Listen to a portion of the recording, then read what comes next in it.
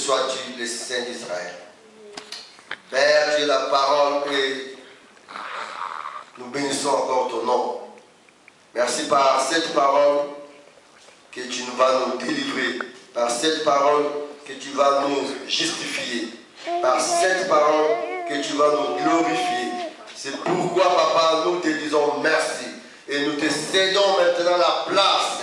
Sois roi en ce moment, sois le Seigneur des Seigneurs en ce moment. Sois Père de gloire au-dessus de toutes les choses. Parce que tu es le meilleur, le parfait. Le grand prédicateur, c'est toi, Seigneur. Le grand enseignant, c'est toi. Nous t'élèvons. Au nom de Jésus-Christ. Amen. Amen. Amen. Alléluia. Amen. Notre thème de cet après-midi s'intitule « S'améliorer ». Prenons nos Bibles dans les livres.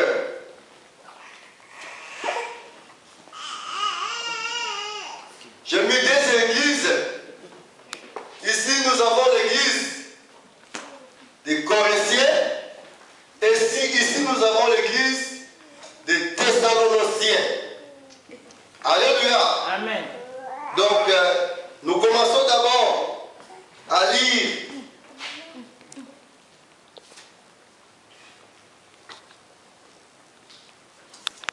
Nous commençons d'abord par l'église des Corinthiens. Alléluia. Amen. Commençons d'abord par l'église des Corinthiens. 1 Corinthiens, chapitre 1, verset 10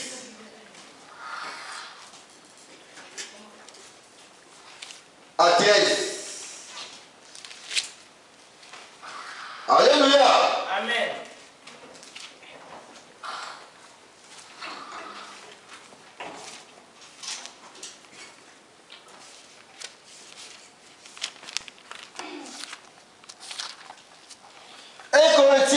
Verset 1 Corinthiens 1, verset 10 à 13.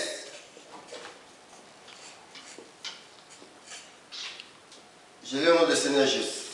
Je vous exhorte, frères, par le nom de notre Seigneur Jésus-Christ, à tenir tous un même langage et à ne point avoir de divisions parmi vous, mais à être parfaitement unis dans un même esprit et dans un même sentiment. Car mes frères, j'ai appris à votre sujet par les gens de Chloé qu'il y a des disputes au milieu de vous. Je vais dire que chacun de vous parle ainsi. Moi je suis de Paul, et moi d'Apollos, et moi de Céphas. Et moi de Christ. Christ est-il divisé? Paul a-t-il été crucifié pour vous, ou est-ce que au nom de Paul que vous avez été baptisé? Alléluia. Amen. Ça c'est l'église des Corinthiens.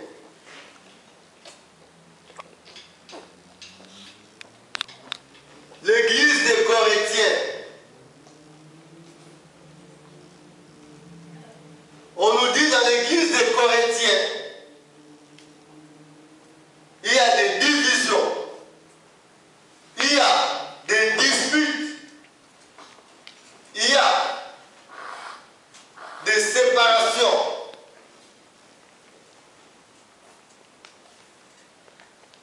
Alléluia. Amen. Ils n'ont pas un même esprit. Il y a des tiraillements entre les serviteurs et les serviteurs, entre les frères et les sœurs, entre les frères et sœurs et les serviteurs. Des tiraillements, des divisions, des disputes. des calomnies, toutes sortes de mal bien-aimés. C'est comme la prédication de la croix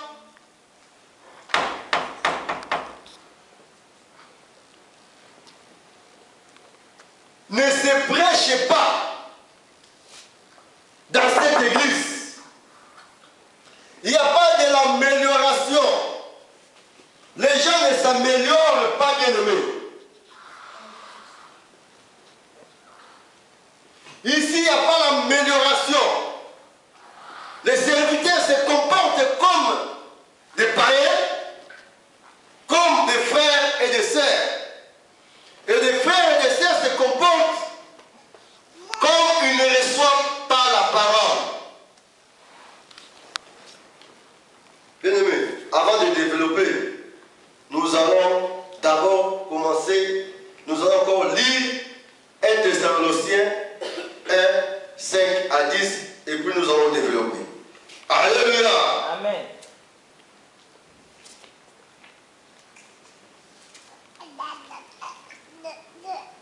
Gloire à Jésus. 1 Thessaloniciens 1, 5 à 10. Gloire à Jésus. Jésus est vivant. Jésus est vivant. Amen.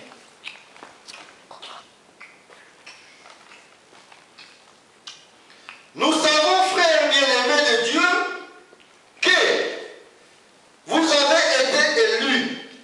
Notre évangile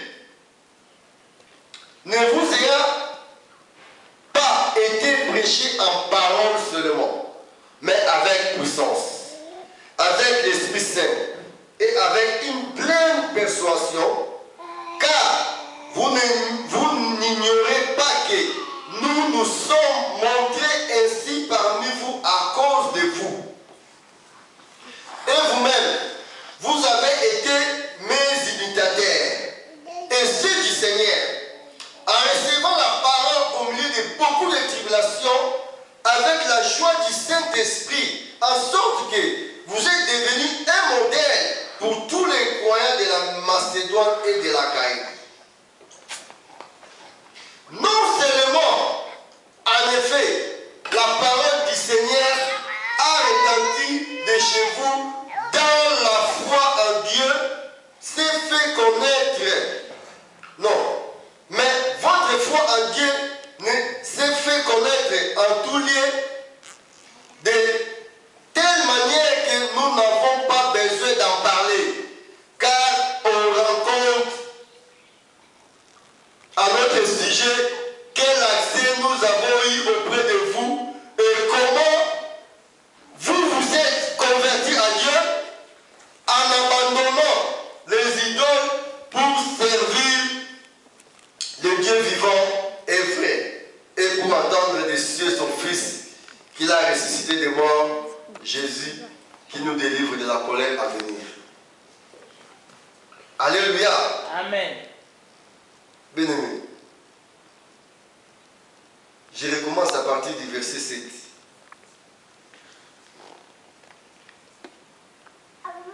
Et vous-même, vous avez été mes imitateurs et ceux du Seigneur en recevant la parole au milieu de beaucoup de tribulations, avec la joie du Saint-Esprit, en sorte que vous êtes devenus un modèle pour tous les croyants de la Macédoine et de l'Achaïe.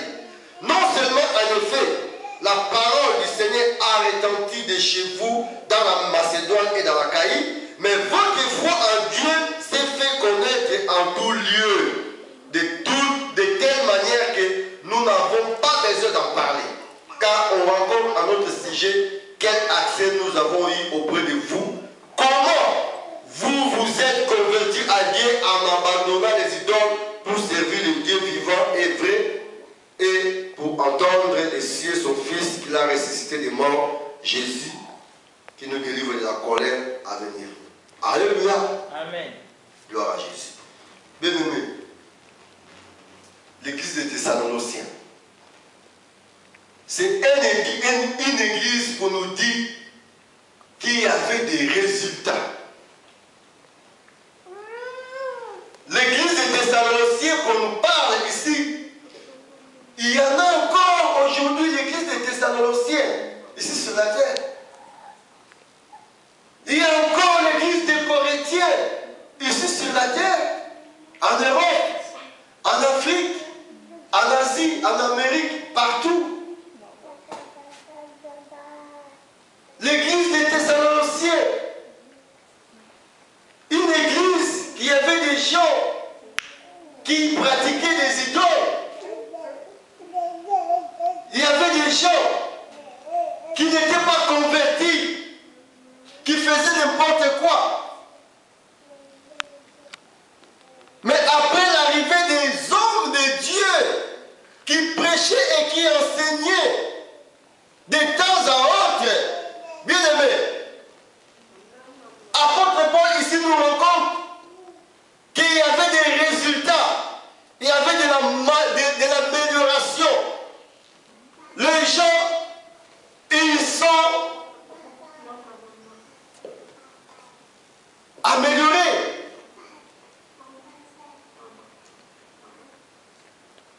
On nous dit qu'ils étaient maintenant devenus des modèles. On ne pouvait même pas en parler. Mais de loin déjà, on entendait déjà de ces hommes qui avaient reçu la parole et étaient convertis.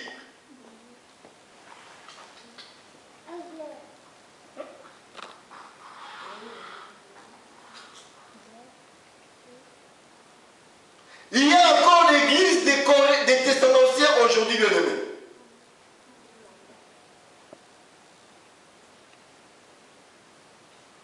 L'église des Thessaloniciens existe encore. Mais ce qui est frappant, bien aimé,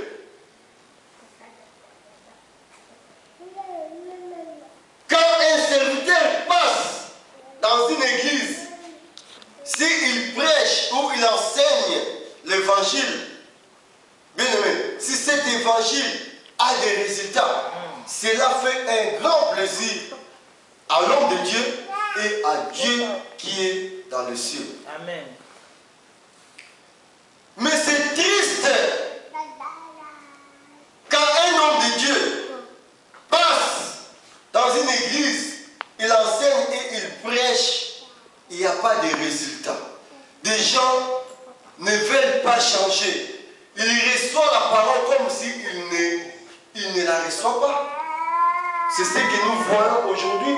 Il y a plus beaucoup d'églises de Corinthiens que l'église des Thessaloniciens.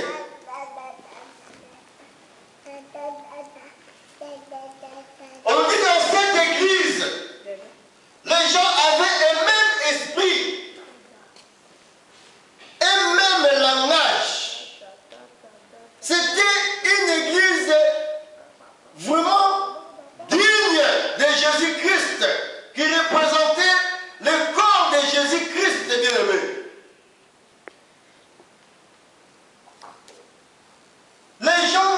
Ces gens ont formé un seul corps. Quand vous avez un même esprit, un même langage, vous formez un corps.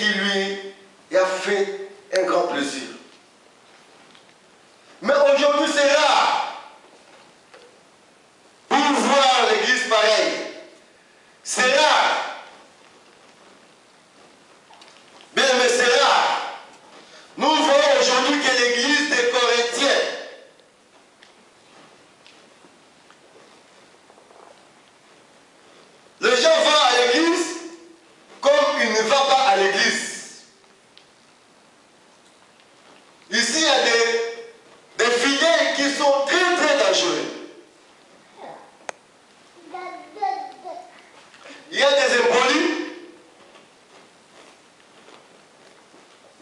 il y a des fidèles qui peuvent même se bagarrer avec entre eux ou manquer du respect même aux responsables. Il y avait l'esprit de l'impudicité. Il y avait toutes sortes de mauvais esprits, des esprits impurs. Et dans les églises pareilles, il y a des tiraillements. L'autre, il se prend pour le grand et l'autre se prend aussi pour le grand. Amen. Il veut montrer aux gens que lui il est grand ou lui il est meilleur parce qu'il a ses dons. Et l'autre, il veut se montrer parce qu'il a tel don qu'il est le plus meilleur. Mais pourtant ici, les dons, c'est pour l'édification. Les différents dons, c'est pour l'édification du corps de Christ. Parce que personne ne peut avoir tous les dons. Et le Saint-Esprit distribue les différents dons à chacun de nous pour l'édification du corps de Christ. Les dons de la prophétie, par exemple, à mon frère. Les dons de la révélation, à ma sœur. Les dons, tel don ou tel autre don pour l'autre frère. Et tout ça, c'est pour la gloire de Dieu, pour l'édification de l'Église. Amen. Mais ici, dans l'Église des Corinthiens, on nous dit, celui qui parlait en langue, il se croyait le plus meilleur que celui qui ne parle pas. Et celui qui prophétise, il se prend le plus meilleur que celui qui parle en langue.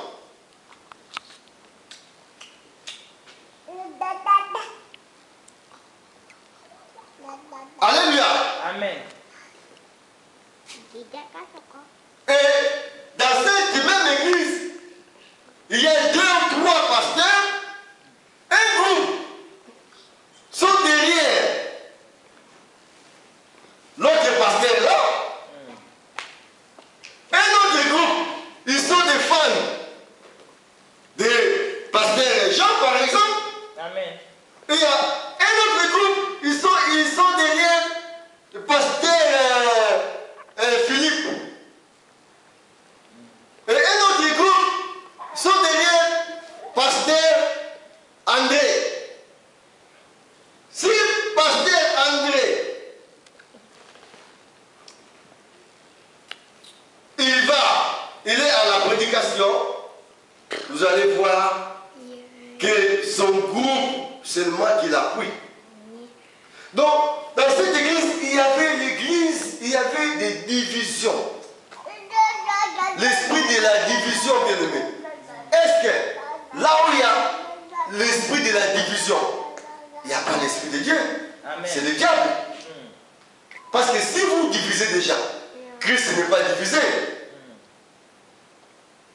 Christ, il est venu pour nous unir.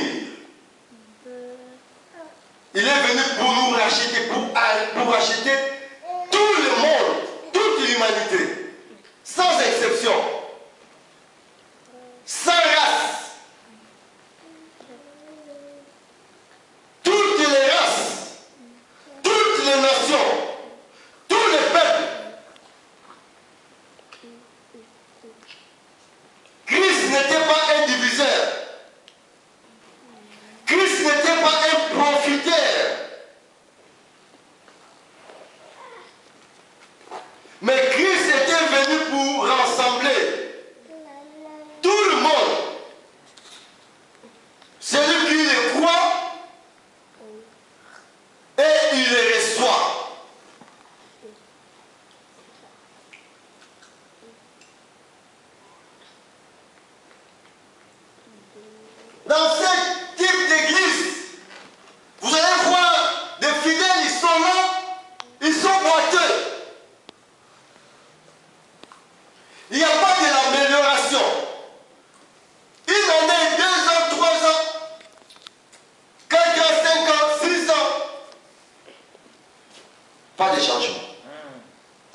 avons besoin de l'amélioration sur tous les plans. Amen.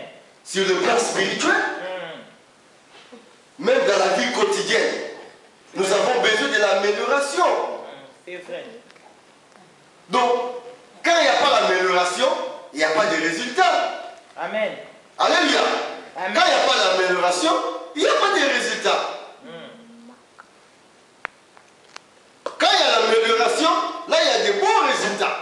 Donc Christ veut ici que nous soyons une église de Thessaloniciens. Là il y a des résultats, il y a de l'amélioration. Là où on voit de mieux en mieux. En abandonnant peu à peu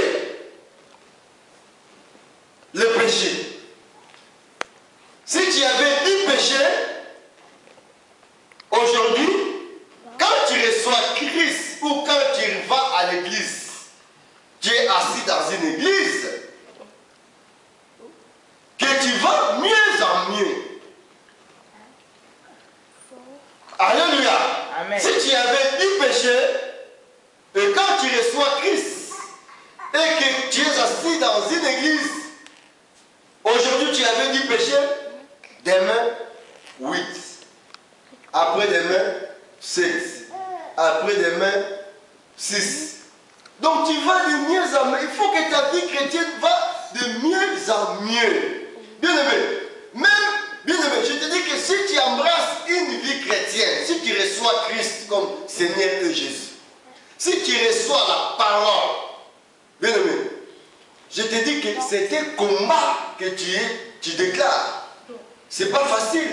C'est un combat. Il y aura des tribulations, il y aura des combats. Mais il faut tenir toujours ferme. Il faut tenir ferme, bien-aimé.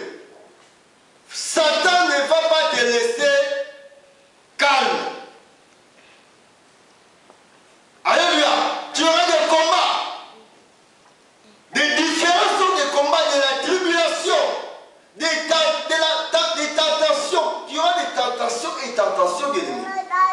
Mais à toi maintenant de discerner, comme j'ai reçu la parole, comme j'ai reçu Christ comme Seigneur et Sauveur, toutes ces tentations, tous ces combats, c'est parce que j'ai reçu Christ.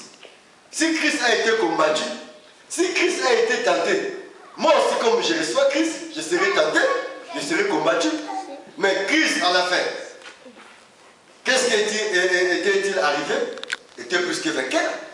Si Christ était plus que vainqueur, comme moi je le reçois comme Seigneur et Sauveur, je serai quoi? Je serai toujours plus que vainqueur. Amen. Ils me combattront, mais Christ me délivrera. Amen, amen. Mais à condition que je tiens ferme. Alléluia. Amen.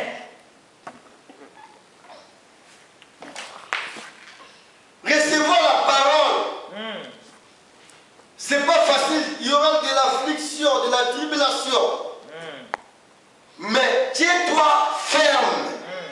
Et cherche d'aller de mieux en mieux.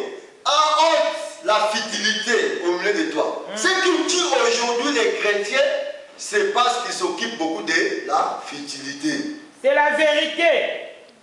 C'est la vérité. Amen, amen, c'est la vérité. Ôte la futilité au milieu de toi. Ne t'occupe pas de la futilité. Amen. Alléluia. Amen. Ne t'occupe pas de ton témoignage passé, ancien. Ils vont dire de n'importe quoi sur toi. Ils vont dire des faux et des vraies histoires, mais ne t'occupe pas de la futilité. Ne t'occupe pas de la calomnie.